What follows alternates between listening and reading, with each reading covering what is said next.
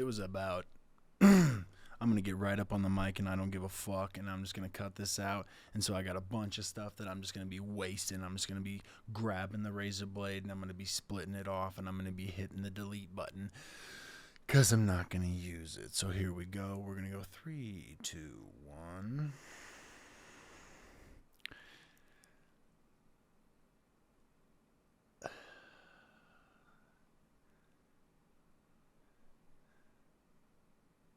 I was just trying to think if there's any better way to start that. I mean, it's easy to talk about, but I was just didn't know if there was any easy way into it.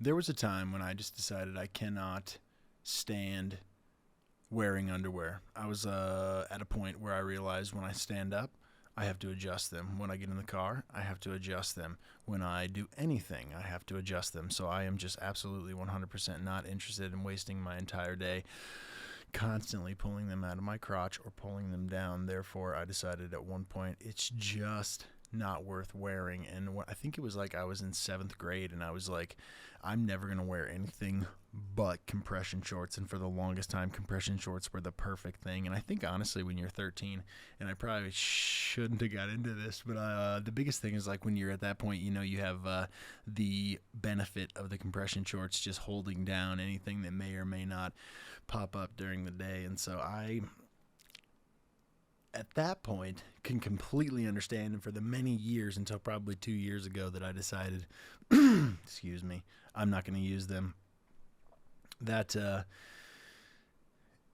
was the best situation and was the best choice for me. But at this point, the only time that I will wear them is if I'm doing exercise. So for instance, I don't really like to wear anything else because it gets so ridiculously hot. Like even anytime I've been forced to work out anywhere aside from my home, I will absolutely hate it because I'm pouring sweat. The last time I did it, it's funny, I wore a blue shirt similar to this, and I had that V, like that one that I literally thought was fake every time I ever saw a movie, and it has the V of sweat, but I don't like to do that, and I work out at home, so I typically don't wear any clothes except compression shorts. And I've gone through so many different types. I literally have, let's just be conservative and say I have 10 different types of Under Armour compression shorts that I have, and I only use 2 pairs because I can't stand any of the other ones. So for instance, I just rotate and rotate and rotate through them. And for instance, if I can't clean the 2, or for any reason I have to stop in the middle of my workout, because if I'm jumping up and down and my stomach hurts and it's just ready to drive me crazy, there is literally times where I'm like, all right, great, I'm gonna stop the timer here, run into the bathroom, and nobody wants to hear about that. But point being, if there's any reason why I wouldn't be able to say do laundry before I can get those 2 favorite pairs done that I like to wear when I'm working out, I'll have to wear shorts. And this one time recently, well, I guess I should go back and say there was a time long ago where I wore these shorts when I was working out, and I had blood on my self afterwards. And so I was just like, that had to be a one-off time, or it's possible that it didn't even have to do with this. I was like, there's no way that it had to do with that. I can't account for exercise creating blood in my pants. And so I made the mistake of recently, I didn't have my underwear available because, again, the only time I like to wear them is during exercise, and I didn't have those particular 2 pairs available. So I was like, oh, well, I can just put on these basketball shorts. And so I put on some basketball shorts, but they have this tag in the front, right? And so one portion of my exercises that I like to do some jumping jacks, and so during that time it seems like there's bouncing, some things bounce around, and so during that time I was able to cut myself on the tag. And so then, for instance, I was like, oh my god, this is obviously not a one-time deal. This clearly is something that happens every time I use these shorts. And again, it's not like I'm wearing something under them. Like, those are the replacement at this point for the underwear that I probably should be wearing, but I hate doing it because it drives me crazy, and my entire life is just pulling them out and pulling them down, and so I'm not going to do that. And so I'm wearing these basketball shorts, and I was like, it can't be that. But, you're just like going and you're like almost shutting off the parts of your experience where you realize, like, hey, this is uncomfortable or this could be slightly discomfortable. So you're almost like shutting that part off, almost saying, like, hey, I don't need to listen to that. And then at a point, you realize, this is a pain that doesn't have to do with the exercise. This is a pain that I should pay attention to, and this is a pain that may be concerning.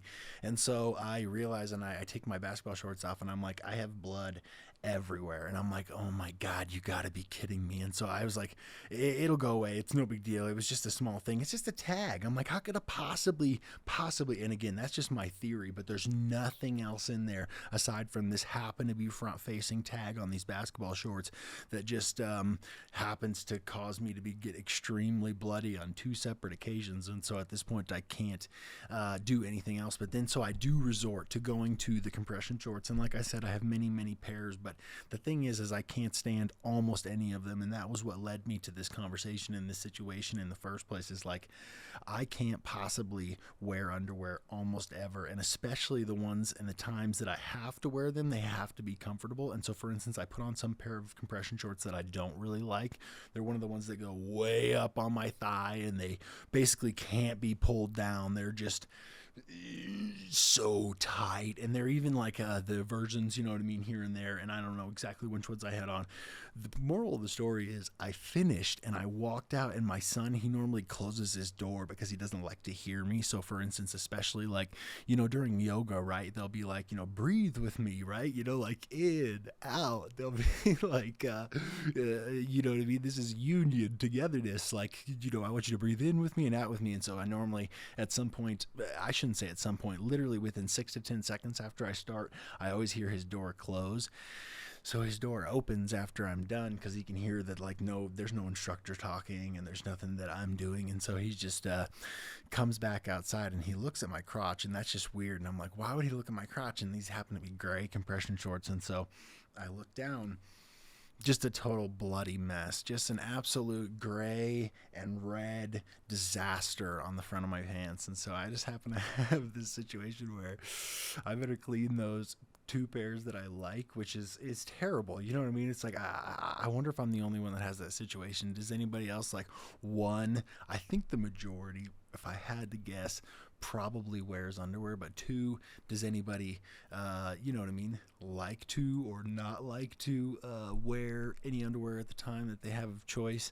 And, what do you have particular times or types that you need? Because like like I said, if it's exercise, I'll do that. But other than that, I would almost prefer nothing. And I guess it's just because it feels weird if I don't have something on, and that's just my theory here. But I'd be interested to see what other people do. Is like, do you have to, you know what I mean, I was very specific for years, but it's not that I don't necessarily have that issue. I just I don't know. I guess you control it more when you're older. I actually did think I came to a point where and I guess I'm trying to be candid, but the idea is that when you're 13, having compression shorts could be fairly convenient because it's going to hold down anything that may come up, as I mentioned. And so it's like, if it's not that I don't have that problem, because it still comes up, and I thought, hey, I'm over that. I'm like over 30. There's no reason why I would come across something like that. But turns out it still happens given the opportunity. And so that is one nice benefit. But other than that, in order to live my day, I bet if I timed it out, if somebody had a stopwatch right next to me and they were like, all right, I'm going to take every second that you spend pulling your underwear, adjusting your underwear, putting them somewhere else, it would add up to way too much time. And I fucking hate it. So I decided I am going to not wear them, and I don't, and life is good. And,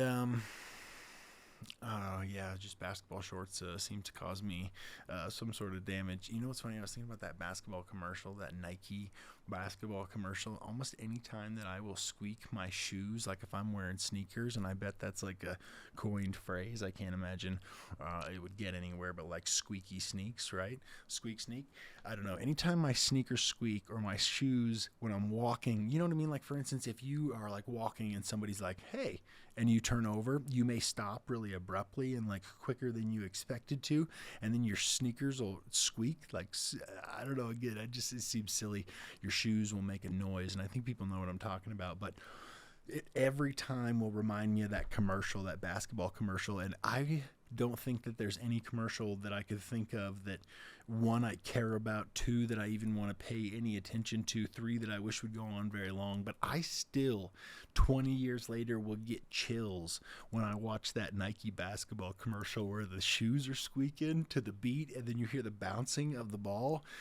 It's probably one of the best things that I've ever seen, and I, like I said, still get chills every time I listen to it. But that's, I guess, anything that my possible height could, is the only other thing, I guess, that when I was younger helped me relate to basketball. But other than that, yeah, anything I could possibly relate to basketball and basketball shorts, aside from getting that very interesting injury. And then it's something you almost feel like you need to explain to somebody. I didn't actually really feel comfortable talking about it with anybody. I did actually tell my son's mom, because I was like, meh, I don't think she's ever going to hear I don't think she's ever going to hear anything worse than she's heard from me before. So I decided I would tell her that story. And I don't know what she thought. She didn't have a lot of feedback, but that's one of those things that you run into.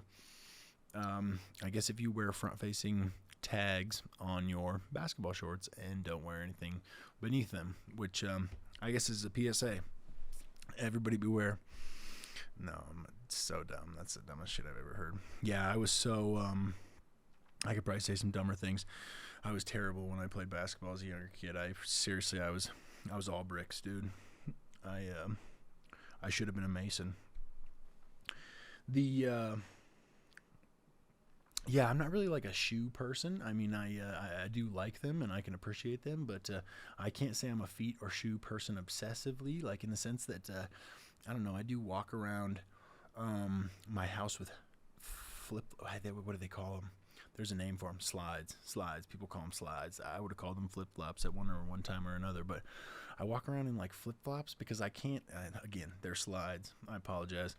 I walk around my house in slides because I can't stand the idea of like something getting stuck to my foot. Like, I swear, even the day that I deep clean and I'll like get it down on hands and knees and I'll take my, scrubber and my hands and my just paper towels, whatever it takes to get the floor clean, it seems like I can literally be 10 minutes later and get a sticky thing on the bottom of my foot. So I have decided at this point, I'm not going to wear shoes in the house. We just came to that conclusion on accident when it was like March of 2020 and everybody was freaking out about how can germs spread and all those types of things. It was like, well, let's not wear shoes in the house, because obviously when we go out, we're going to bring that stuff back in here. And so we got to a point where, I was like, this is actually so much better. Like, you're really not tracking anything in. And then there was even times where, like, for instance, I don't think I thought about it in the past, but if you're, like, say, at a baseball game, as an example, like, I took my son to a couple baseball games this summer, and it's literally the grossest thing in the world. You're standing in urine. Like, you have other people's, and I don't mean to smile about it because it's just the way it is, and I guess probably everybody knows that, but you're just in literal puddles of urine. So, for instance, if I think about that, like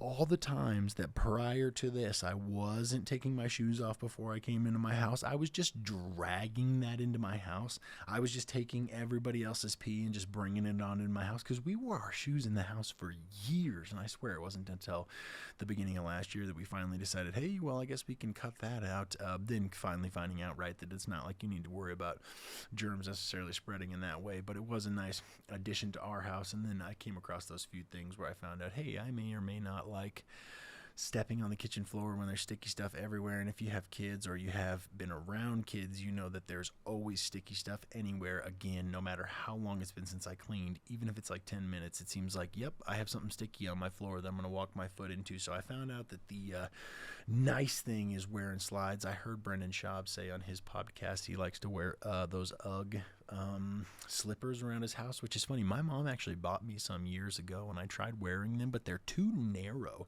And I actually feel like I have a fairly narrow foot, but they're just too darn narrow. Like, I've tried to walk on them and I feel like I'm more likely to spin one side or another. But another thing I realized by not wearing my shoes in the house is that they don't get near as stinky near as fast. So like, I heard that some people will, if they want to try to preserve their shoes longer, they, while they're not wearing them, will put like dryer sheets in them. So I will do that. Like if I have a dryer sheet after it came out of the dryer, or if I guess you want to use new ones, you can. But it seems like right after it comes out of the dryer is a good way to reuse it before I throw it away.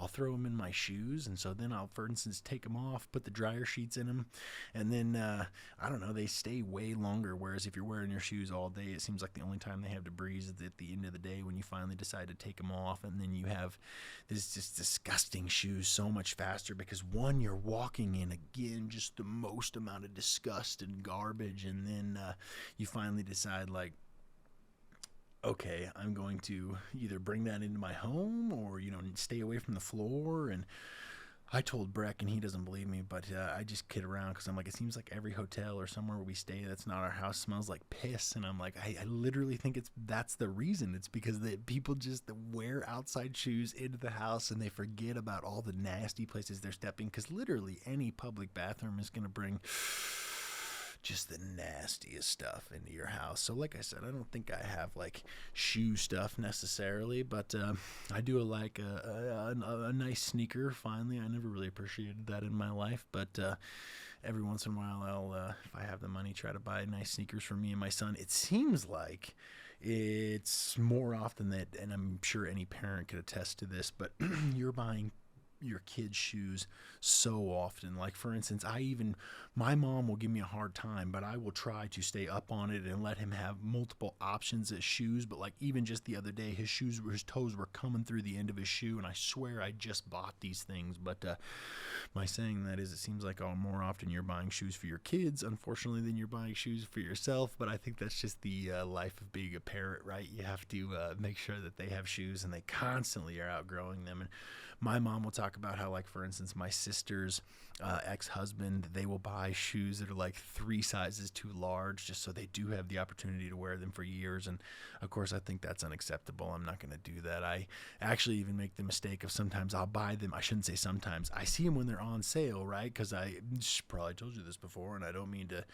I can be a cheapskate sometimes, right? So I will buy them when they're on sale, and then sometimes it's not when he has his size yet, so I'll try to like plan ahead, and then his feet grow so fast that by the time he steps into them, he only wears them for, it seems like, a matter of months. And some people may say a matter of months is good, but I'd be curious to see what other people think. What's an amount of time that you should get out of your shoes from a kid? You know what I mean? Because it can be ridiculous. Like I actually came to this awful conclusion at one time that I just couldn't send new shoes over to my son's mother's house, because like they were actually, it's interesting, they're living at my mom's house again, and I know I mentioned that in a previous podcast, but they were living there at that time, and my mom has this big hill by her house. And so for instance, he was riding down the hill and he was trying to stop, so he would use his shoes to stop, and when he was doing that, he was literally using the toe of them, and so it was just wearing through the toes. I mean, you can imagine how many times you could go down a hill and use your toes of your shoes to stop before it wears a hole in the toe of the shoe. And then it's like I either send him around looking like a piece of trash,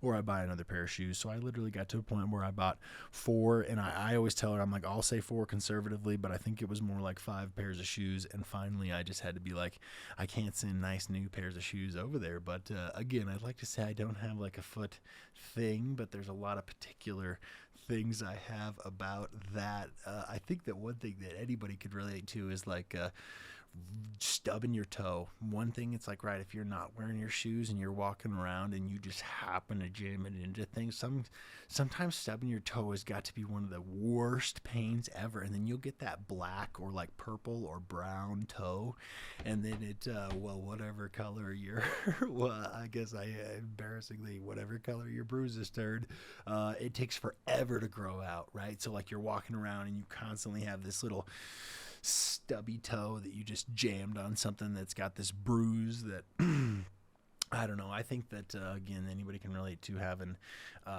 your shoes off, stubbing your toe, and it's just one of the worst things. And especially, and my son will always say this because I know he's ran around, like especially outside, like if it's summertime or something like that, but if you happen to have your socks off and then you hit the top of the concrete, where it's one of those ones that has the grippy concrete, or like the concrete that they ran the broom over right before it dried, so it's got the rough top to it, it's the worst thing because it just opens up your toe and you have no skin anymore. And so, again, I think that's probably pretty universal that people don't like stubbing their toe. I think another thing that it's one of the things I learned from like watching Forrest Gump as a kid, but I think it's, and I could be wrong, and you could correct me if I'm wrong, but a lot of people have watched this movie, so I'm sure people have good memory of it. But like Lieutenant Dan, he'll tell his troops, he says, every time we stop, change your socks. Right. And so especially that's one thing I learned, like sometimes I would be able to stop home during lunch. Right. So if I have like extra time, I can run home during lunch. And if I can change my socks, it is the most exhilarating thing in the entire world. Like just to be able to take off the sweaty, nasty socks that you've been wearing that haven't had any chance to breathe and then put on new ones. And I think I developed all these things because I had too many situations where, again, it's like your shoes get nasty so fast. But those are some of the things I learned. And also, I think because I don't do that, I realize so many people that I do that. I realize so many people that don't do that. And I have to say, one of the worst problems as a man, and I think a lot of people don't even realize it because I didn't realize it for years. And sometimes I would wonder why people would wince. And this would sound like a joke, but like I would wonder why people would wince when they would walk onto me. It was one time I was at a restaurant with my son. Santa was there. And so we were like scheduled to be. So you'd think they'd seen a bunch of kids. But the guy walked up to me and he winced. And so I thought years later, like, I bet I stunk. But the point being here is every time you go to the bathroom, and I think a lot of men don't realize this because I didn't realize it until I finally was at my house without my shoes on, a little bit splashes out. And my dad told me this when I was younger as a kid, and I was like, you're a piece of shit. You don't know what the fuck you're talking about. I was like, you're an idiot. I was like, I don't fucking splash anywhere. I was like, I'm positive. But it's literally like the stream is going perfectly where you want it to go, but something comes out of the toilet. And so if you say we're wearing your shoes for weeks and weeks and you go to the bathroom even 2 or 3 times a day in them, the amount of splashback that comes out and lands on them makes you smell like piss. And I'm not saying there's not other reasons why people smell like piss, but I think a lot of reasons are people's shoes. And I had shoes for years that did it, but I just, again, that's a couple of the things I've learned by not wearing them in my house is it's nice to have some slides every once in a while. And I can't wear Uggs in the house, and I can't, I can keep my shoes a lot longer because they don't smell like piss, and they're a lot drier when you're not wearing them every fucking second of the day. But that's that's neither here nor there, really. I think that's just the things that I was thinking. Like, I mean, think anybody, if you get sticky stuff on the bottom of your feet, it probably drives you crazy. Like, I literally can't stand it. That's probably one of my pet peeves. Like, people ask you, what are your pet peeves? And I almost don't want to tell people because I think when you tell them what your pet peeves are, they're like, I'm going to do that immediately. Or they do it on accident. They'll be like, oh, I've never done that ever when we've hung out or when we've seen each other ever. But now that you told me it was your pet peeve, it's going to happen on accident. And stay away from those fucking people. You know what I mean? Get away from them as fast as you can. But that's my thought on that nobody asked. That doesn't matter. Me and my son, we decided to set up the tree this last weekend, and it's actually crazy. I don't know why they don't do it anymore, but like I think years ago, they would, or I shouldn't say they would. I don't know. The particular ornaments that my mom and my grandparents and people bought me when I was younger, everyone has a date on it. So maybe it's because like now you, for instance, if you don't sell it on Christmas of 2021, you can sell it on Christmas of 2022. It's like, I don't know if they keep it at the store. I don't know the inventory or the logistics of that or what you would do in that situation. It doesn't matter. But my point in saying that is a lot of times when I would buy something receive something as a gift as a child, they would have like a date on it. So for instance, I'm hanging up me and my son are hanging up ornaments this weekend, and I put up ornaments that have like 1996 on it. And so for instance, at that point I would have been 7 years old, and like my son is 7 years old. So I'm like thinking like, holy cow, anything that I have before this. So there was like a 1992, a 1993, and these things are things that I obviously received when I was 3, 4 years old. And I even told him, I was like, I specifically remember when I was hanging this ornament, when I was hanging the 1996 ornament, that I did the tree myself that year. And I did the tree myself almost every single year after that. One thing that I bet like my sister would say is the reason why is because like if set to my own, I don't know how to say it like other people. The idea is if I can do it the way I want to do it, in October, the tree's going up. Like, I am not necessarily huge on October holidays. Like, I like Halloween. When I was a young person, my birthday is the day before Halloween, so it was always kind of a cool area because it's like, one, I get to celebrate my birthday, and then two, you get to celebrate Halloween. But I think as you get older, one, your birthday is not near as cool. You can't even act like it's as cool because then you look like a loser. And then two, Halloween doesn't become as cool because it's kind of the same thing. Like if you dress up and you go out or like try to celebrate Halloween as the same way as you did when you were younger, you are definitely a loser. That's no question there. And then, yeah, I should just slam my hand into the table. But if you go out and celebrate Halloween, at that point you're totally a loser. And then obviously as you get older you kind of fall out of it. So I think those didn't become as important as I got older. So pretty much always Christmas was more important, especially as the end of the year came around. And so I think that obviously most people set up after Thanksgiving or something like that, but I would set it up before Halloween holidays and stuff, even if I had the choice. And so another thing I realized about that, and I had a neighbor actually here recently. He's not the same neighbor that lives there because unfortunately I live in an area where people don't necessarily stay for a long time, but the gentleman that lived there at the time literally called me out while I was putting my lights up. But one of my favorite things about being able to put your lights up in October is there's no snow on your roof, there's no ice on your roof, it's sunny, it's nice, and obviously putting your lights up in the ice and the snow. And I literally, my occupation is I work at a roofing company. I'm a roofer, so like I climb ladders all year round. But the nicer time to be on a roof is when it's not snowy and when it's not icy. And so obviously I would just prefer that. And so one of the benefits of celebrating early is you get your stuff up when it's nice and warm and it's not necessarily snowy, icy, dangerous on the roof. And so climbing a ladder is a lot more fun when it's warm out. But I prefer to set it up as early as possible, honestly. And I think as I got older, the whole fall holiday, you know what I mean? It's like, I think when you're, or excuse me, I shouldn't say I think, I should speak for myself. When I was younger, I had like some of my favorite parts about it were like we had this corn maze that was like a pumpkin patch, and it's like this ranch, and people just get married there now, and they may still do this for like younger kids, but elementary school kids like my son's age. When I was that age, they would have this area where we would have this big night out every year. Like we would go out, they call it Ellis Ranch. It's actually still in my hometown, Loveland, Colorado, but you can go out, west of town. And it's basically this area where they have, you ride out in a little covered wagon, and you can get a pumpkin for the night, and you go through corn mazes, and you drink apple cider, and you do apple bopping. And like, I would hate to do all that stuff now, but I think as a kid, I looked forward to it every year. And then as you get older, it's like, I remember the beginning of November was like more a Halo release. Like there was particularly, I remember, and I should almost look it up just to make sure, but I'm almost certain that it was the beginning of November when Halo 2 came out, and I was a teenager. And I had like all my friends over because I had pre-ordered it. So for instance, it was just supposed to be in the mail, and I wasn't smart enough at that time to realize that anything could have gone wrong, and there's no reason to bring a group of people over to your house if you don't know if the pre-order is going to be there. But I was like, no, I ordered it. It said it's going to be here today. It's going to be there. So it was there.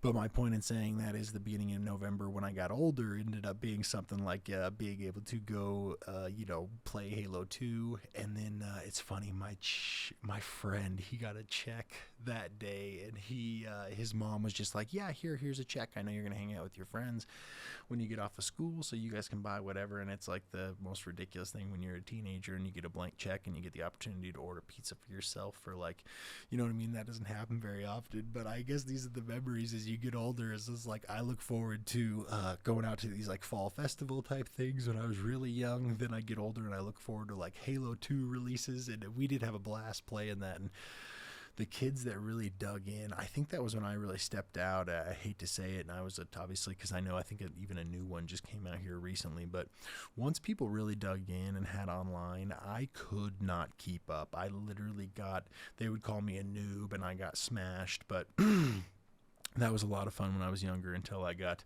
to the point where I was like, this is way beyond me. I can't stand getting smashed every second I spawn. And yeah, so that didn't end up being as fun. But my son, he still sees fall, I know, as like something really exciting, and he's constantly talking about how much fun Christmas is and how it's his favorite time of year. And I felt the same way, and so I would try to get it up as soon as possible. But I'd be curious to see what other people think, because I know some people, when you see like Christmas showing up in the stores, even in like October, people say it's ridiculous. But you know what's funny? And I was just curious, like, what do people do? You know what I mean? What do you think is the standard?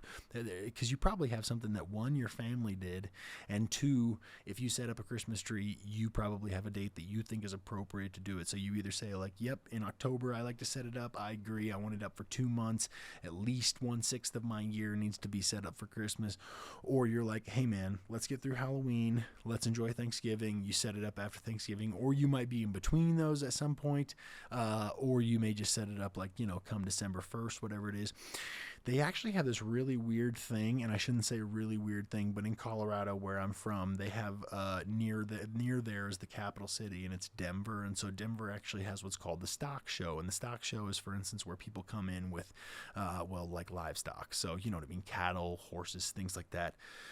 So they have this weird rule. I don't ever follow it because I guess it's funny. I found out, I guess I just follow my dopamine, unfortunately, but I take my stuff down almost immediately after Christmas. I've been recently, even the last couple of years, I will take it down the day of Christmas, especially if my son leaves to go to his mom's. But they have this rule where you're supposed to like try to keep it up until the stock show is over. So it's supposed to be this thing, because like the stock show is some national thing that like, I don't know anything about it. I should look it up before I try to talk about it, but Colorado hosts it. Colorado hosts it.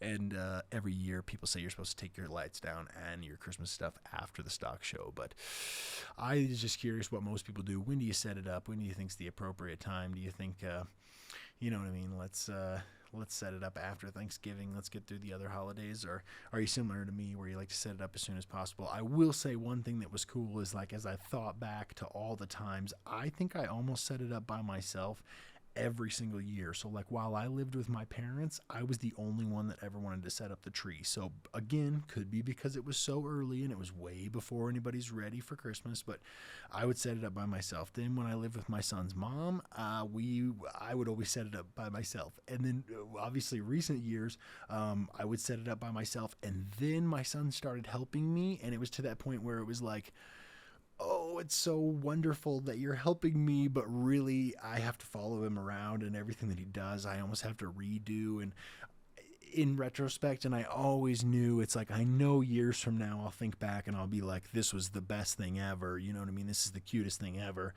But when you're like, say, in a hurry, or the day's been long, or I remember one year the lights didn't turn on, so you know what I mean, then it's like either you have to try to fix them, which is a total disaster, or you just end up going by a new light. You end up going and buying a new line of lights. And so I remember one year we had to do that. But my point in saying that is, it would get to a point where maybe I wouldn't be able to, or want to, follow him around and switch things. And this year, he literally, without even any direction, or without needing my direction, he was able to set the tree up all by himself, like with me. I mean, I shouldn't say all by himself. This was the first year I was not by myself. I was with my son, and not to mention, he was capable enough of setting ornaments and setting things up in a way that I would have set them up. I didn't have to reset them up.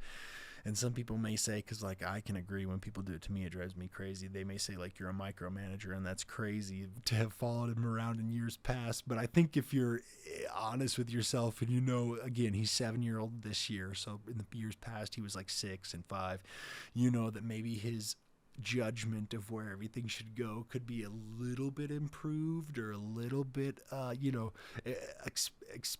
expanded upon. And so you would, I think, if you could be honest with yourself, say that was good. But one really cool thing, and again, it really, I couldn't believe I'm putting ornaments on my tree that I literally got when I was 7 years old and younger and older, and he's putting ornaments on the tree, and he was really excited because I think he gets so much stuff sometimes, and I don't mean to sound like that, but sometimes you can be fortunate when, say, like, my mom is giving him stuff, and then his mother, their family is also giving him stuff, and I'm giving him stuff, and so he gets so many things that, like, he got a couple ornaments last year that I think he forgot about, and so that's you know what I mean, kind of fun when we're setting up things that he's like, oh, I got a creeper last year, and I got him a stormtrooper. He's not as into Star Wars, but I got him a stormtrooper probably more so because I'm into Star Wars, but then a creeper because he's into Minecraft, and so that was a lot of fun. But as you probably remember, and you may not remember, so that's okay, but for some weird reason, my camera shuts out right around 30 minutes. It just decides, hey, I'm going to stop, and that's what we think so far, so the camera will stop, and so I am going to, on purpose, just go ahead and stop it, and then restart it, and then that way it's on my decision, rather than just having it cut out when I'm in the middle of a sentence and not being able to control it. So, be right back. And we are back. As I mentioned, I think I've always enjoyed fall. I've always enjoyed from the younger times, like the fall festivals and the times where you can go, you know what I mean, hang out with your friends and do the corn mazes and I think it was like even hay bale mazes and stuff when we were younger. But like I said, all that kind of stuff, I really enjoyed it. And then probably the fact that when you're younger, leading into your birthday is pretty cool. But enjoyed the fall festivals. And then when I was even a little bit older than that, like the Halo 2 days, in the sense that you have some sort of video game release to look at forward to with your friends. And those probably sound pathetic, but another thing it came across my mind was a story that I think it was in the fall, and if not, I guess who cares, but I'm fairly certain it was in the fall. And so, for instance, I was with one of my classmates, and it was this gal, and she said, hey, me and my 3 friends are going to go with my dad up to our cabin for the weekend, and the long weekend and the days around it, and we're going to do just normal things. I probably didn't pay attention to any of the details because, as you could probably think, if you're a teenage boy and you're presented with the opportunity to go up to a cabin with your friend that's a girl and her 3 friends that are also girls, it's not like you need a lot of details. So I don't necessarily remember what we were supposed to be doing up there, but obviously I looked forward to that for a really long time. And then I even ended up it's funny, years later, every time that I see these girls, I have to apologize for my behavior because I'm not sure what happened. I think it was just the fact that I got probably way too drunk, and I don't recommend anybody do that. And I try not to drink nowadays, but I got way too drunk, probably too early. And it was one of those situations where everybody's probably done before at one time or another, where you decide before the situation, because maybe you're excited or possibly even you're a little bit nervous, I'm going to start having some drinks. And so I remember we were going up there and there was like 7 of us, right? Because it was me and my friend, her dad, her and 3 of her friends. So we went up in 2 different cars. So me and my friend were in a car with 2 of the other girls, and then 2 of the girls were in the car with one of her dads. And so our car broke down. I guess they knew that there were some issues with it over the long period of time, but the long and the short of it is, and I don't remember any of the details, is we were not able to drive that car anymore or any longer. So it was like some night. We didn't leave Colorado, so we left my hometown of Loveland, went somewhere up into the mountains, drove for hours. Some point on some super steep highway, all of a sudden the car just shit out. So we're on the side of the road, it's completely dark, and they come and get us. And so again, another great opportunity where if you're playing your cards right and you're being smart, it's like, okay, we obviously have a bunch of luggage. Everybody's brought things to carry themselves through the weekend and something to, changes of clothes, food, things like that.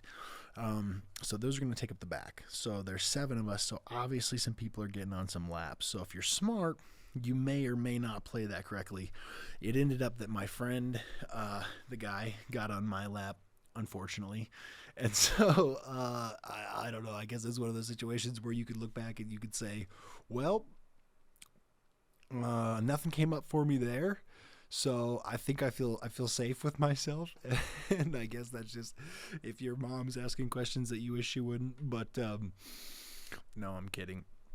We got to a point where obviously we were all smashed into a very small car with our luggage in the back, and we're going to the cabin. And so I hadn't asked a lot of details, but we get there, and then it's like the cabin is not a type of place that has running water. So it's like, you know what I mean? You don't have some of the amenities that you may or may not be used to. I started drinking way too early. Then we're waiting on the side of the road for a good period of time. So then my buzz, whatever you want to call it, has the opportunity to set in, and just for some reason or another, maybe because I didn't have the balls to create the situation or opportunities that I wanted in the car, not realizing like you're gonna have 3 or 4 days to do, I guess because the first day almost being over, you're gonna have like 3 days to create the opportunities that you want to. You don't need to lose it because everything didn't come together. And this is just my theory again, years back, thinking about like, why in the world would I start acting like an idiot? But I think it was Louis C.K. that had a theory that when guys that don't get laid are probably some of the worst guys ever. And so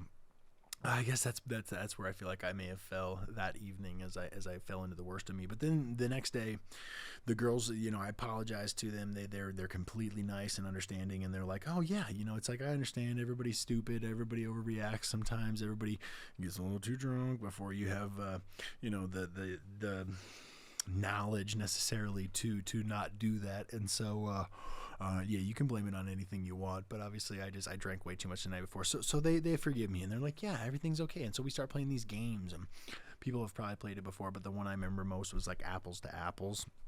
We played that game, Apples to Apples. And you would think after having the night that I did, and after having the interactions that I did, after drinking too much and probably saying things that I wish I wouldn't, that I would be on my best behavior. But unfortunately, once we got to the point where we were playing games, I got way too competitive. And so I can't see the light at the end of the tunnel that me and my friend that's a guy are with 4 women in the middle of the woods. The odds are good. The ratios are good. Things are good. All I have to do is not act like a blubbering fucking idiot like I did the day before. Unfortunately, I got really competitive. Probably even started. I don't remember. I don't remember because, again, I was drinking way too much. And I don't know. So I got super competitive while we're playing all these games. Started acting like an idiot. All the girls say they're going to leave.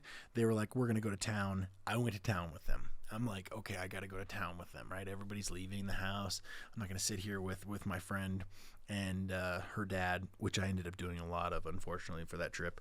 So I go to town with them, and I apologize again. And I'm like, I'm so sorry. I'm such a fucking idiot. I should not be acting this way. I should not be overreacting about a game. It's just a game. How could you possibly overreact? And then, so later, and I thought about this a lot. And again, every time I've seen these girls in years since then, and it's been a lot of years since then. It's probably been like 15 years plus. I apologize because it went just that bad. But that night, one of the girls there, she called me predictable, and for some reason in my drunken state, and this is probably just, geez, I mean, it's like, as I recall this, because as I said, I try not to drink too much, or try not to drink anymore lately. I think it's like very clear why, but she called me predictable. And the reason why I say it's like obviously just an overreaction of somebody that's been drunk is because I am the most predictable person in the entire world. If you literally just knew what path I was headed on, like, am I on the path where I'm trying to better my life and I'm trying to make anything better? Or am I on the path where I'm turning my life into absolute shambles and blowing up any opportunity that I have into 100% destruction? If you know which direction I'm headed in, I am literally so predictable, and it's so easy to know what I'm thinking. And so this girl calls me out. She calls me predictable, and unfortunately I fell down the same avenue that I had been following the previous days of, the games, and the same attitude that I acted when the car broke down, and not that I think it added to it or anything like that, but like I'm not like one of those guys that could, when the car broke down the couple nights before, I can like get on the side of the road and take the clearly by not even be able to come up with the terminology.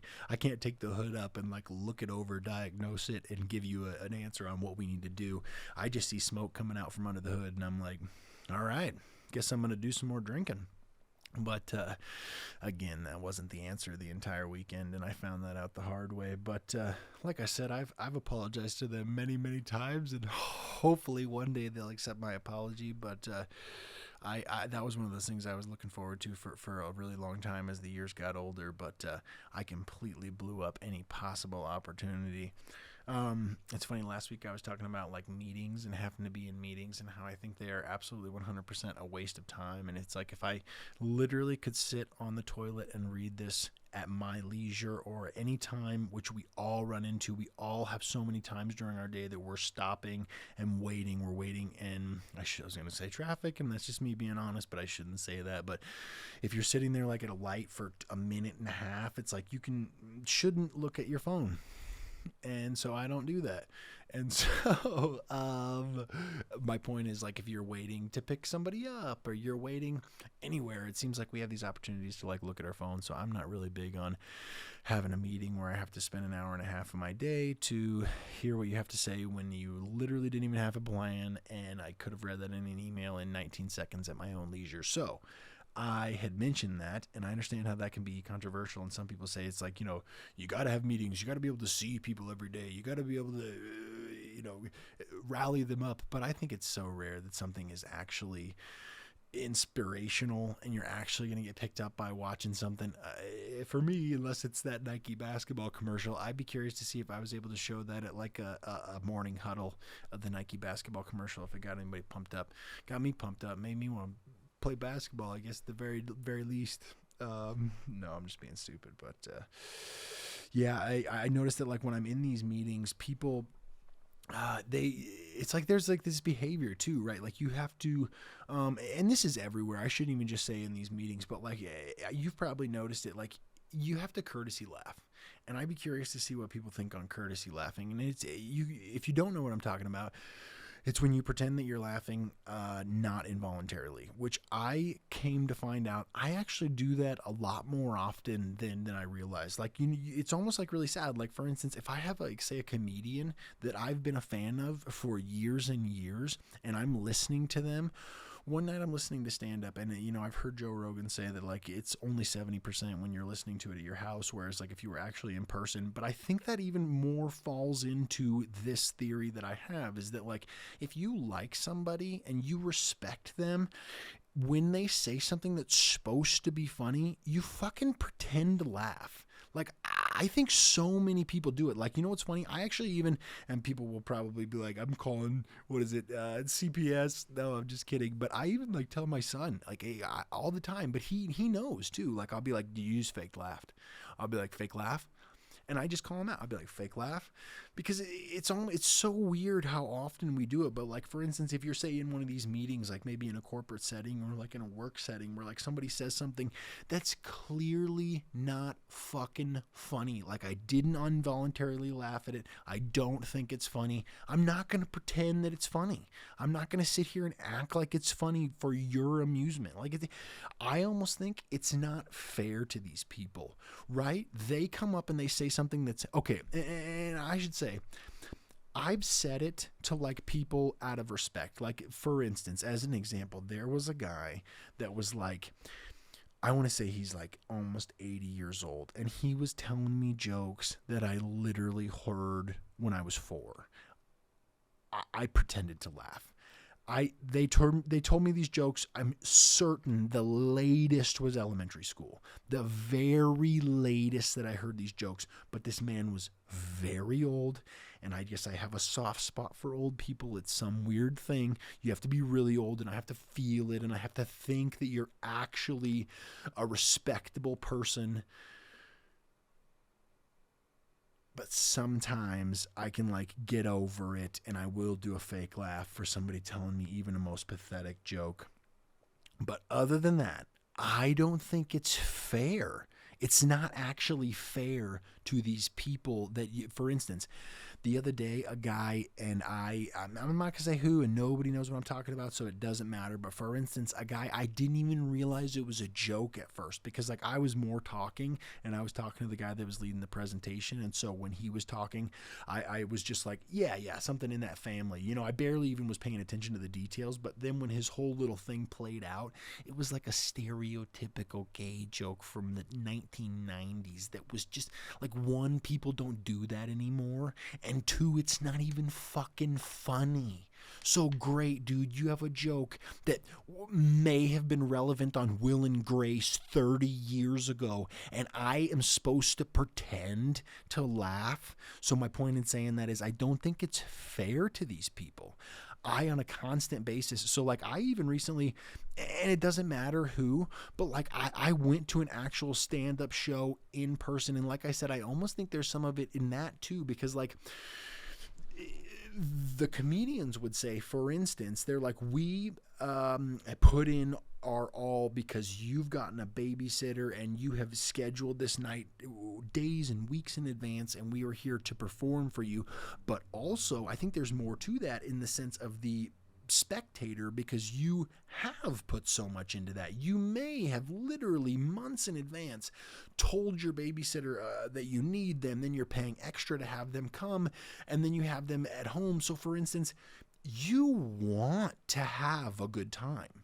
You really want to enjoy the things that are happening. So I think even almost further, you would be, I don't know what the proper word is, but more likely to courtesy laugh. I think you're more likely to give a courtesy laugh. And so I don't know. My point in saying this is like, one, I stopped doing it.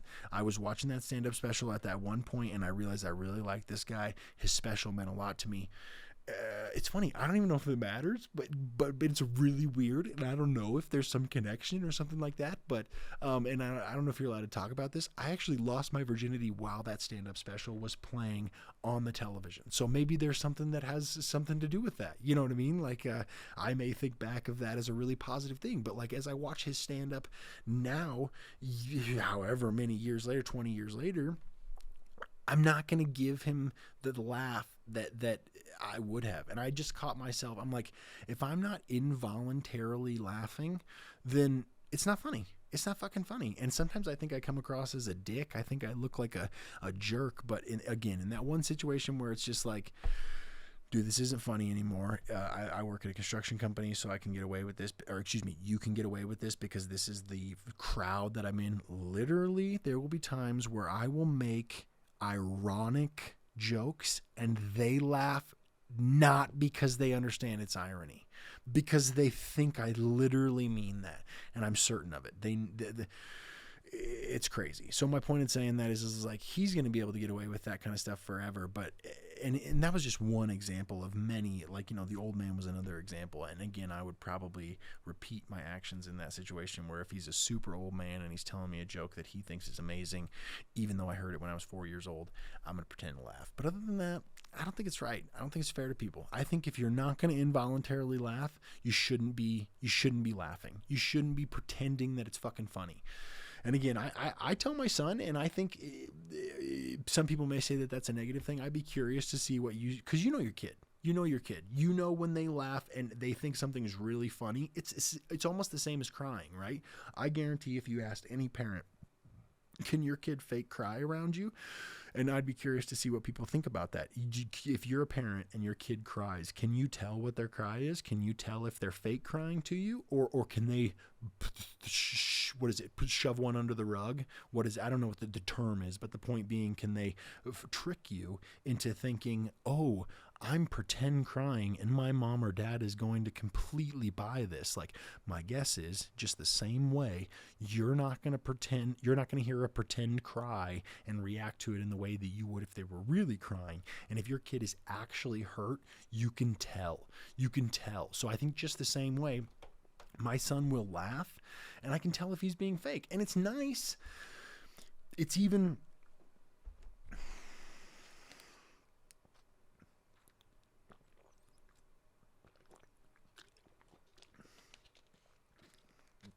I had something coming up my throat that was going to make my eye pop out of my head.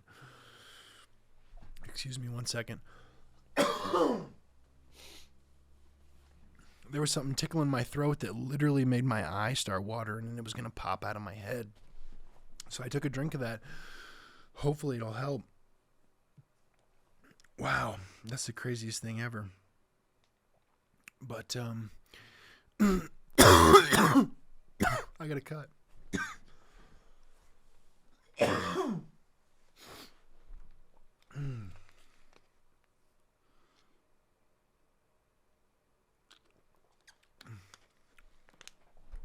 My eye is watering as I try to fight whatever's that's so funny. It's like I just got like a tickle in my throat that's driving me crazy. But I hear my son laugh about things that I don't think is funny, and like I said, I think it more often happens when he just comes home from his mother's house. They have a totally different dynamic there. Obviously, he has to act differently there. So like sometimes right when he gets back, he still does it, and I'll be like, fake laugh. Fake laugh, and he's doing it out of respect. It's like he's literally doing it the exact same reason that I would do it to the 90-year-old man or to the old man. I say some stupid thing that's supposed to be funny. He's aware it's supposed to be funny, even though it's not. He fake laughs. When something's really funny and he really thinks something's funny, his involuntary laugh is nothing like the fake laugh. And I think you've even probably had those people. It's funny as I just had my literal crazy something that just came through my throat. I'm not going to attempt to do it, but, and I'll just keep all that in. I look ridiculous, and I had something pouring out my face, and I literally was coming over here coughing my brains out, but it probably looks more realistic. And so, I had my son, I just point out to him if he's not involuntarily laughing. And I'd be curious to see if you paid attention to it, if there's times where you think, oh shit, I am involuntarily laughing. But what I was going to say, people even do that weird thing with their throat where they'd be like, you know what I mean? And I said I wasn't going to try it, but you know what I mean? Where they almost make like a noise to pretend like that's their laugh. Or you've probably heard people do this when they, and they do like that weird thing where like they'll almost make that sound as they're pretending to laugh. And again, there's probably people that actually make those sounds when they laugh and actually sound that way. But I think more often than not, it's one of those situations where people are courtesy laughing. So I'd be curious to see, you know what I mean? If you paid attention to yourself, do you run into times where you're laughing at things that aren't funny just because you want like say it's your boss? You know what I mean? I used to do it especially more for my boss. I even know because there would be days where like if I was, not feeling, and it's not the company I work for right now. It was years and years ago, but it was like maybe before I had kind of realized it. But if I was not so happy with him, like if I was angry, I wouldn't do the courtesy laughing at those times. You know what I mean? So it was like it was always a choice. It was always voluntarily something I did out of respect. But like for instance, if I was mad at this boss that I had years ago, I wouldn't do it. I just wouldn't do it. Now I don't ever do it. So that's why I said people probably think I'm, I don't know, negative or whatever. But I just, if you say something that's funny, you're going to know because I'm going to laugh. I know because when something's really funny, I can't breathe.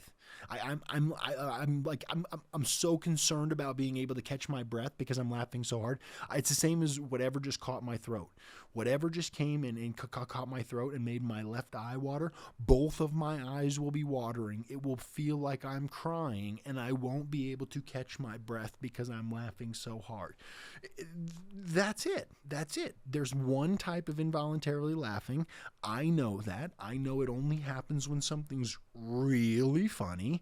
And I don't know. I'd be curious to see I do know. I'd be curious to see what other people think about them. Dude, you probably for sure do that to your boss, right? You have to do that to your boss. You have to pretend like the stupid jokes that they say are funny, right?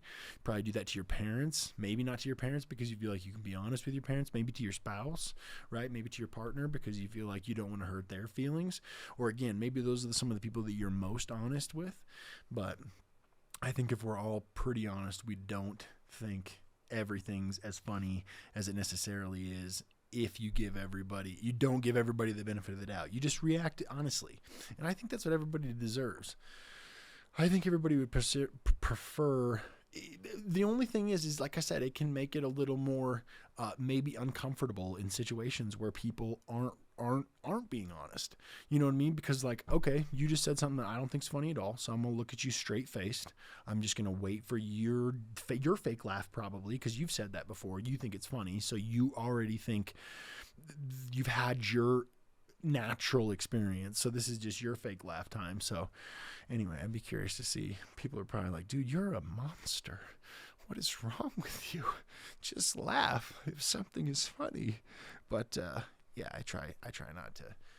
I try not to do that. Another thing that I realized recently, I was talking about it with my stylist the other day, and I always feel weird saying that. Like, especially for instance, like I said, if I say that at my job at the construction company that I work for, they're like, get a look at me, you know. So it's, who cares? I was talking to my stylist the other day about how if I'm doing exercise and I don't have either one, somebody there like coaching it, or two, a timer going, I will literally lose count. So I think it could be beneficial because there's times in the past where I may have for instance, I'll be like, what set am I on? Is this the third set? Or is this the fourth set? Did I do 3 sets already? So like now I just, every time I start my timer, and if I hit the button, I hit lap every time I finish a set. So that way I know, hey, I've done 5 sets. Okay, I've done 6 sets. But then not to mention I'll be in the middle of that, and like sometimes my whole thing, if I'm hauling and I'm sweating really good by like probably the 3rd set, I can get through it maybe in just over 40 minutes if I'm really focused and I'm really paying attention. But then there's days where like it'll take me over an hour. You know what I mean? The exact same workout will take me over an hour. And that could be one because you're a little bit tired, or you know what I mean? Maybe you had to do other stuff, like if, you know what I mean? Like it was just fall, right? So it's just like the leaves everywhere. So like on those days when you're doing extra raking your entire property, it's like that can obviously add some extra physical wear that maybe you didn't have. Other than that, it's like I can accidentally like do too many, you know what I mean, or too little if I don't pay attention. So when I started paying attention to the time, I just realized that on a bad day, it can be like an hour and 5 minutes. And on a good day, it can literally be 40. Like I'd say the quickest I've ever done it is exactly 40 minutes.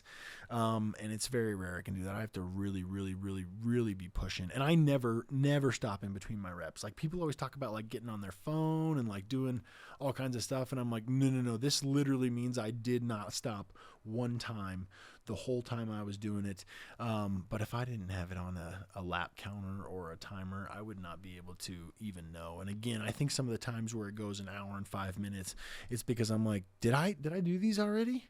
I'm like, am I on the second set? Or am I on, because like even within my sets, I have like mini sets, right? So it's like, then I forget if I did the first and second ones. So I'd be curious to see if other people are like that. Like, do you, cause like I said, I was talking to my stylist about it, and she was like, oh yeah, I do the exact same thing. She's like, I do that all the time. She's like, I can never remember which set I was on. And I was like, oh my God, I felt like such a moron sharing that with you. But then it made me think like, maybe we're not the only ones, you know what I mean? And I'd be curious to see what people think about that. Like, do you do your workout and you're doing your sets and you forget like, wait, have I done 5 or was that 6? And because I don't know what it is. I can't keep track. Well, I do know what it is, but my point is I can't keep track sometimes, and I'd be curious to see what other people think.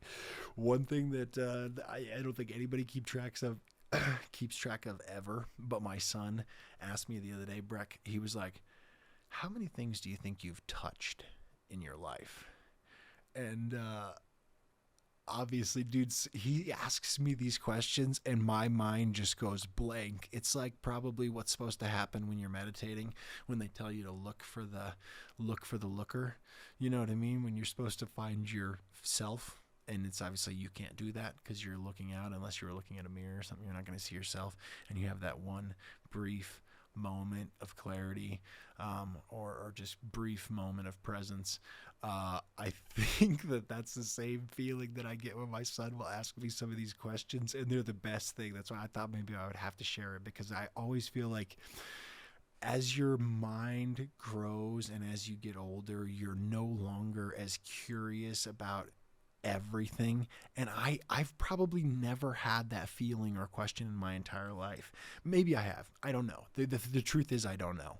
And so I shouldn't say I've never had that feeling. But he says, how many things have I touched? Or how many things have you touched? And I'm like, I have no idea. And like I said, my mind just literally goes blank. And I'm just thinking, like, how would you quantify that in any way? And he goes, I even wrote it down. I had to write it down. He says, I think I've touched 879 things.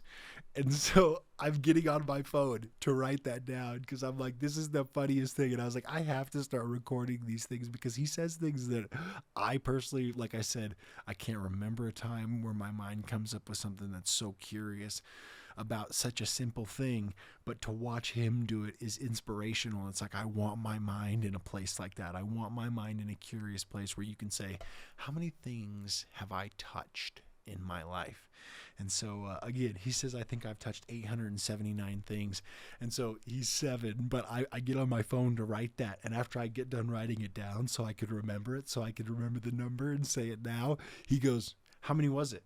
And I'm like, what are you talking about? He's like, well, you were on your phone. Did you check? And I was like, oh my God, he actually thought I got on my phone and I was able to calculate the amount of things that he's touched in his life. And he goes, so how many was it? And I was like, no, dude, I don't know. I was writing it down because that's so funny. And it just got more funny because he thought I could literally just, most things, if I don't know, I get on the internet and I'll just like look it up for him. And so we look it up and he's like, no, I get on my phone and he thinks I'm looking it up. He thinks I'm like typing that into Google, like how many things has Breck touched in his life? And he's like, was I close? Was my 879 close? He's so funny. I love kids.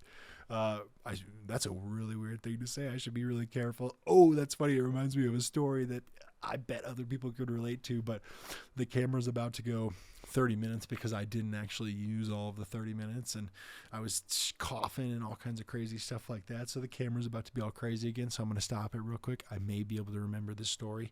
Probably not, but we'll see. 1 second. So yeah, I was not able to look on my phone for the amount of things that my son has touched in his life, nor did I even give an answer. I literally had no idea. And then it's funny, the thing I said is because I was thinking about my son and I was thinking about that story, I said, I love kids. And then it's like, Jesus Christ, I feel like I have to clarify. I don't love kids. I love my son. And it's funny. But it made me think of this story. So I think that maybe some men can relate to this, like girls probably not so much, but and maybe even so, because like I've had people that obviously had to like try to come into my life as I've been a single dad. You know what I mean? It's like, so obviously you have to find your place there. 1 second here. You obviously have to like find your place in the scheme of things, right? So it's like even any woman that's willing to even consider that. So it's like, for instance, me and my 7-year-old son, even to consider like adding that. It's like, especially if they don't have kids and they're like, yeah, I want to be in a relationship where you'd have to consider, obviously, he's going to be my first priority always, no matter what. But it's interesting to see somebody that would try to do that. On the other hand, if you're a man trying to do that, I guess, like I said, hopefully you could relate to this story. And it's funny, what reminded me again is the thing that I was like, oh, I love kids. But I was trying to get, I shouldn't say get with or whatever, but like there was this girl that like I would call every once in a while and I was trying to meet up with. And so like one time it's 4th of July and like in my hometown, everybody would go out and they would go to the lake. So like, for instance, she was at the lake and I didn't live too far from the lake at the time. So I was like, yeah, I'll just walk over there. Right. And she was like, yeah, come over to the lake and meet me and come talk to me. And she had a kid at the time. Right. And I'm just like, gosh, this is funny. This makes me think of a story that even I could relate to even days before, but I probably can't remember it. And I'll just try to keep on this track so I don't forget this story. But I'm sitting there and I meet up with her at the lake, right? So like everybody gets around the lake and it's ridiculous. Even people go at like 6 a.m. So it's like 4th of July, right? And people will get there as early as they possibly can to get a spot around the lake because they want to have a good spot because they set off fireworks at night. I don't know if they've did it the last couple years because COVID, which is crazy, right? I mean, I literally remember that from my entire life. But anyway, this year they were still doing it. It was before COVID. And this girl has a kid, and she invites me over to the lake to watch the fireworks. And so, of course, I accept because, like I said, I kept trying to meet up with her and kept trying to meet up with her. And I was just so fortunate that she'd had enough drinks to be like, hey, you should come hang out with me. And the reason why I say the kid thing relates is like her kid was there, and we're watching the fireworks. And I have like no idea at the time, like, how can I show this girl that I want to be? Because really, right, if you're a guy and you're meeting up with a girl that has a kid, you want them to see you as like the father figure, right? You want them to see you as responsible, as somebody that they could trust to be around them. Because obviously, just the same thing I just said, any girl that's in that situation, she's going to be looking out and being like, my kid is my most important thing. So you have to fit into this mold, into this situation. But as a guy, I don't know what that means. So like, I know that's what I want, but like, so I like start like rubbing her kid's back, as the fireworks are going off, just trying to show like, oh, cause he's like a baby, right? You know what I mean? Like he's just like, I don't even remember if he can talk or anything, but he's just like, you know what I mean, barely making noises or anything. So I'm just like trying to rub his back. And it's so funny. I think about it years later, and just in the same way where I can say the sentence, like after I tell a story about my son that is very cute, that is funny, and I say the sentence, I love kids, and I feel like that could be so easily misconstrued. I've looked at that years later, and as I've been smarter and as I have a kid, and it's like, that was probably the weirdest fucking thing that I could ever do. And so, yeah, I guess if nobody's listening and nobody wants my advice, but if I was a woman and I was listening and I had a kid, I'd say just tell guys how to behave. You know what I mean? Because we don't know how to fit into that mold and how to behave. And that's probably the problem is like girls are looking for that guy. And so we all try to pretend to be that guy, but you're never going to be everything. Especially because everybody's different, you know what I mean? Each girl's going to want a different thing as their so-called father figure, or maybe they don't even want that. Maybe they fuck that up so many times that they know they just want you to be, there as their support system and somebody that cares about them. And so it could all really just depend on where they're at, whether or not that would even be what they want. But like I said, if I was a girl, if I had any advice, I'd say just tell guys how they can fit into that mold and how it works best. It's almost easy just to set down because otherwise you just fail over and over again until you finally realize, like, I can almost just be myself. Stay out of it, and somebody else would probably, again, I'd love to hear what people have to think, but stay out of it, let the mom do the majority of the things, back her up when I need to, when she needs it, is probably more like it. But other than that, you know what I mean, you don't have even much of a big role. It's just like, don't do anything stupid, don't you know what I mean, show them a terrible example. It's like, just, they're gonna be just as probably nervous as you are in the first place. And then like any guy, just don't try, I guess, so hard, you know what I mean? Because again, by just trying to make an effort where I didn't know, and that's where I said it reminded me of like my past. I remember it was like when I was a kid, just trying to, like, how do you let a girl know that you like her? You know what I mean? And obviously you figure this out just the exact same way by fucking it up over and over and over again. And then you realize, oh, you just got to be a little more smooth and a little more nonchalant and maybe not as direct, you know what I mean, about everything. And eventually, you'll have a good enough rapport to possibly have the situation run into. But then, as I said, then you may even be presented with these great situations and behave misappropriately, or misbehave. Misbehave is what I was trying to say. But he's the cutest kid. He's so funny. I think it's funny. The one of the other things that I'm looking down here, when I wrote down that thing about how many things he's touched in his life. Another thing that he had said, he was like, he was like, are they going to have doubled eggs? And I was like, what? And he's like, doubled eggs. And this may be a thing, and I don't think it is. And so I was like, I have been saying deviled eggs wrong my entire life. I was like, I literally, since I was born, or whenever I can remember, I thought this was deviled eggs. And so I think I even did like look it up, like, is this doubled or deviled eggs? Because I was like, I guess doubled would make sense, right? Because maybe you did something and then you do something else, so it's like you had a double process. He's been calling deviled eggs doubled eggs, and I don't know. Again, it's just the cutest things that like kids do, where you're like, it's like he says, hostable. Like instead of saying the hospital, I love when he messes it up. It's my favorite. Like when I was in that situation where like I was, for instance, when I met my son's mom, she had a son, and I was single and I didn't have any kids at the time, and her son would say things, and I thought like it was my place. And again, this is so funny. This is actually like another story exactly along that line. I didn't know my place, and I didn't know what I was supposed to do. So he, my son's older half brother, would say things that were wrong, and his mom wouldn't correct him. And so I'd correct him every time. I'd be like, no, dude, this is how you say that. Thinking like I'm doing the right thing. And his mom would tell me later, like, I don't correct him because I think it's so cute. And I remember thinking, like, that's so stupid. He's going to go out into the world and he's going to say this wrong and he's going to embarrass himself. But when my son says hostable instead of the hospital, it's the cutest thing in the entire world. I love it. And that's another thing. He was called deviled eggs, doubled eggs. And like I said, I don't think it's in there. I don't think it's a real thing to have doubled eggs. But I was so not attached to my idea that I thought possibly for 30 something years I've been mispronouncing deviled eggs, and I was calling it deviled eggs and it was doubled eggs, but turns out it is deviled eggs.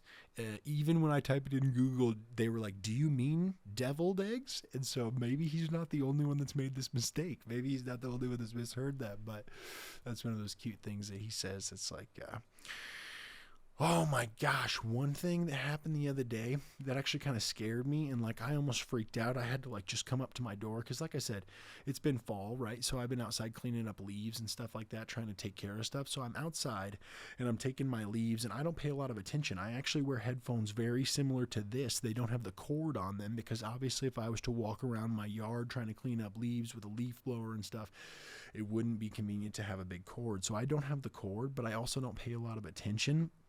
But this guy starts walking up to me. So he doesn't look like he has showered in days. He looks like he gave himself his haircut, or somebody that has no idea what they're doing gave him his haircut. He's wearing clothes that it doesn't look like they've been washed in years. He's wearing red gloves, and he walks up to me as I'm holding my leaf blower with my things on, my headphones on, and I'm like, one, I'm not turning off my leaf blower. Two, I'm not turning off my music because you look like a lunatic and there's no way that I'm going to engage with you. So he starts grabbing his wrist, and I don't know if I can try to put this on camera, but he's like, he starts pointing to his wrist. And so I like look at him like, okay, what's going on? And he's pulling his glove down, trying to look at his wrist, almost like he wants me to like look down at his wrist. In his other hand, he's holding a fucking wrench. So this man walks up to me in clothes that are so ridiculously old, with the haircut that he gave himself, in red gloves, holding a wrench, asking me to look. I was just like, dude, I can't. My hairs are literally standing up on the back of my neck right now. I was like, dude, I can't help you. And it scared me so much because now I was thinking like, you know what I mean? Sometimes like I walk around the backyard or whatever, you know what I mean? And so it's like if somebody was to like try to slip into my house, which is a crazy thought, but then I just start freaking out after I see this guy. And so then I'm like so concerned about my son's safety. And I'm just like, what the fuck is this guy doing? And I at least got the mind of me to take some pictures of him as he's walking away. So I have pictures of him as he's walking away, but he's probably 20 yards from me. And you can see something coming out his pants. So up between his shirt and between his pants, there's something very large. So it's probably 8 inches long, probably 4 inches on the top, and slanted. So it's not like, a square that's 8 inches coming out and 4 inches. And again, the other half of it, whatever the fuck it is in his fucking pants. So this guy comes up to me, and again, I was just like, I can't help you, dude. There's nothing that I can do for you. But we so rarely have to deal with anything really like that. Like, it's funny, my cousins came years ago from Rochester. They used to live here for the longest time, and They were like probably our best friends growing up, but their mom got a job at the Mayo Clinic in Rochester, Minnesota, so they moved there, and they would come back here, and they'd always be like, "This is Pleasantville, dude. This is ridiculous," and they always called it Pleasantville. And then I finally saw that movie, and it is kind of funny.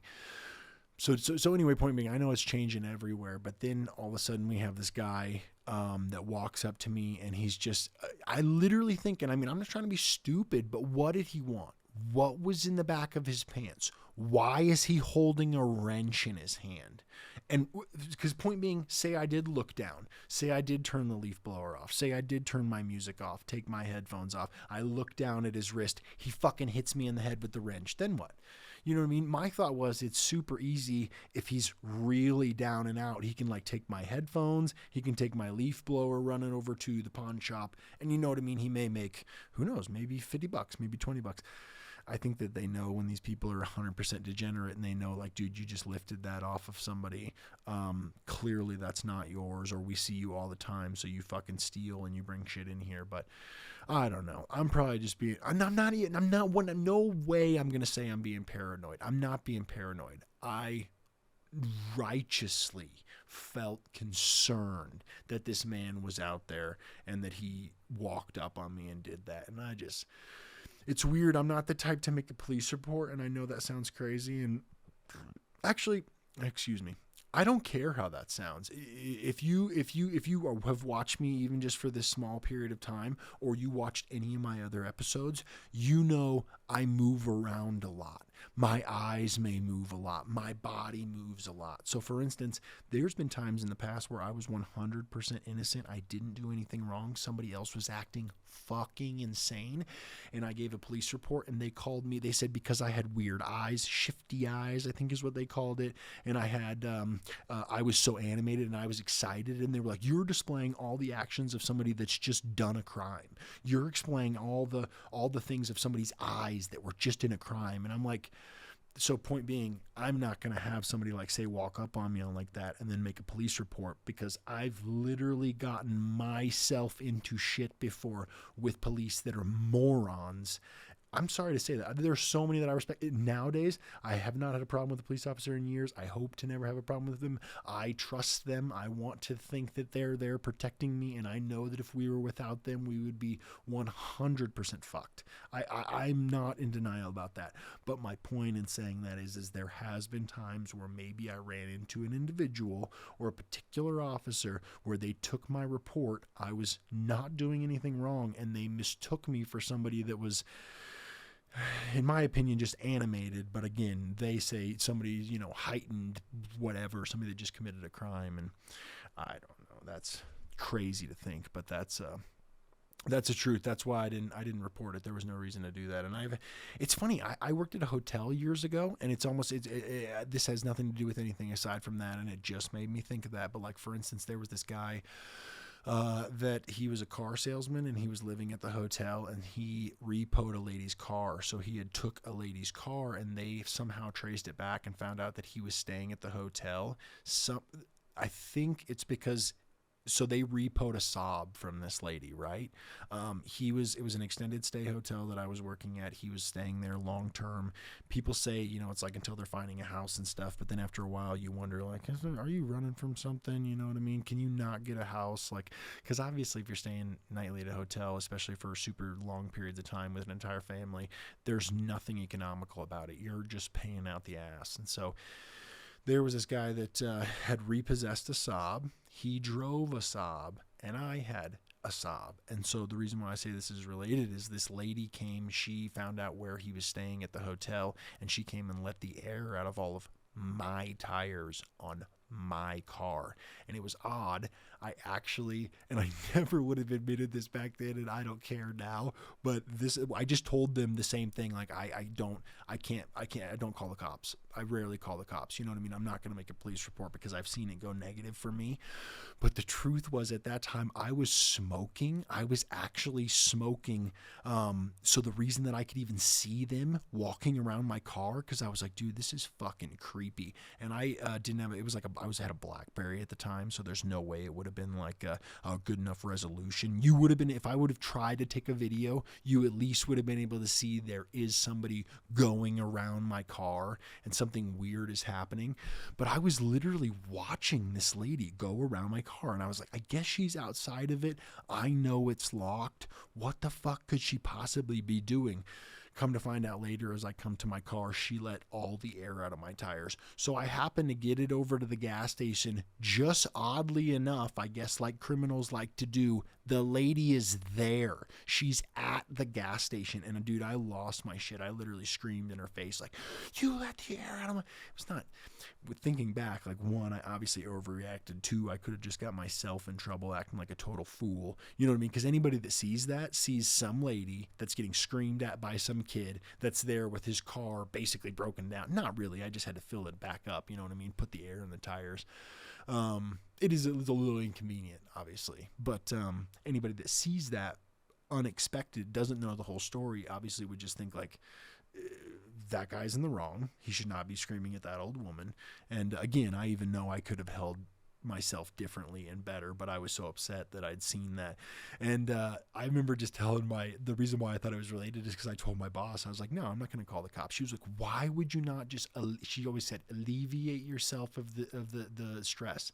Alleviate yourself of the stress. It's not your deal.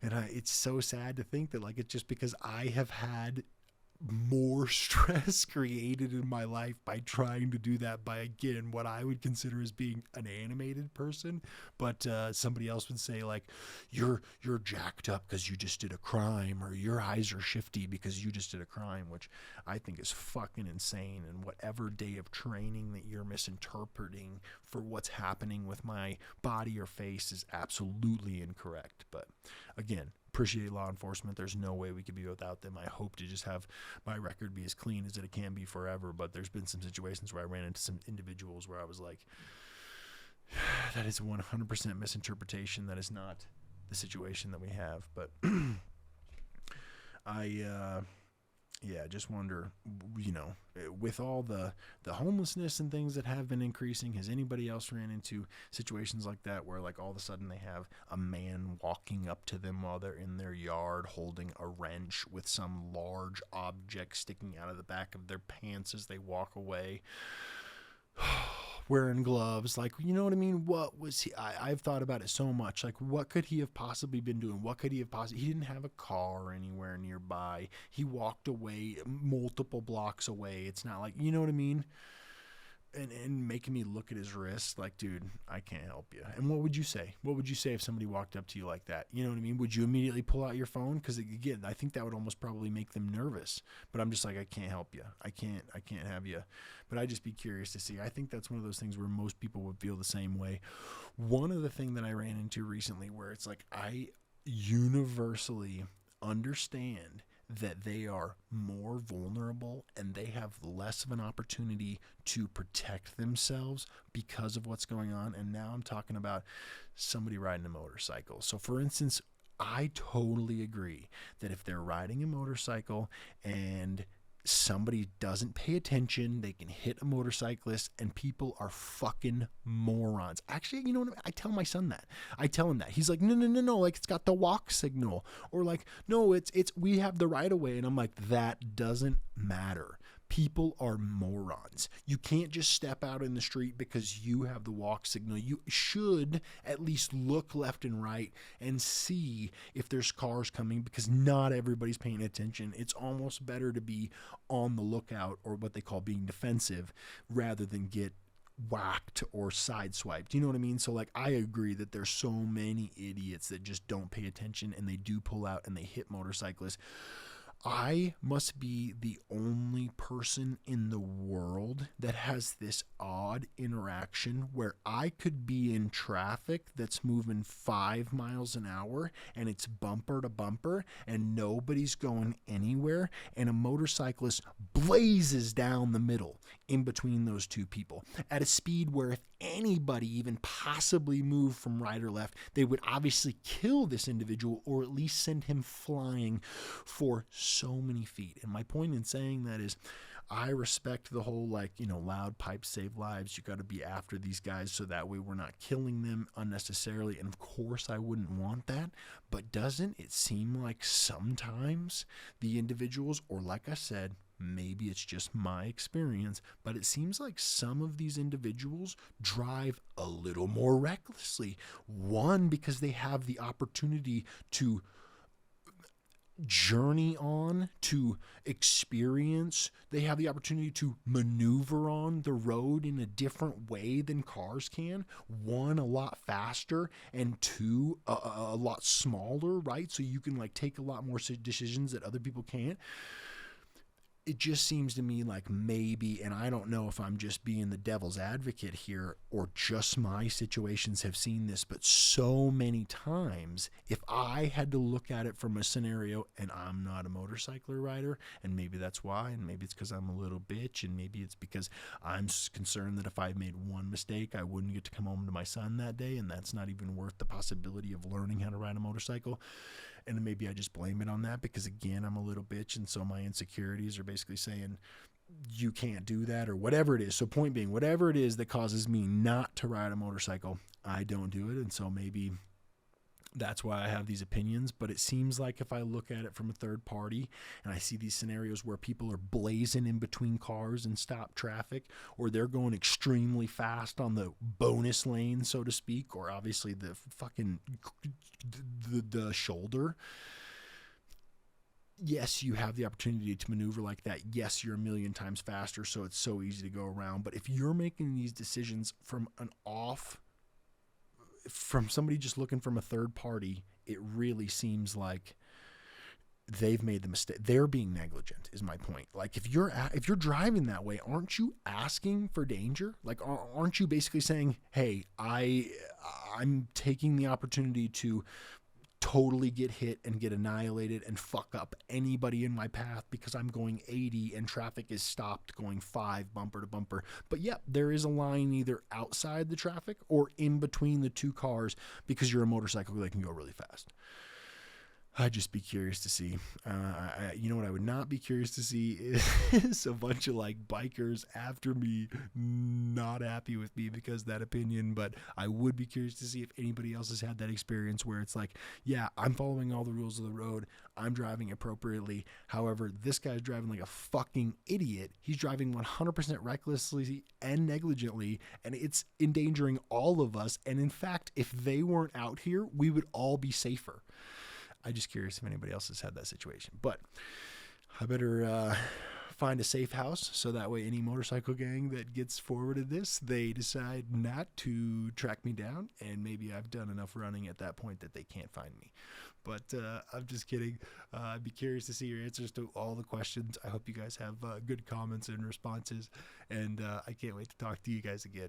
But take care until then. Bye-bye.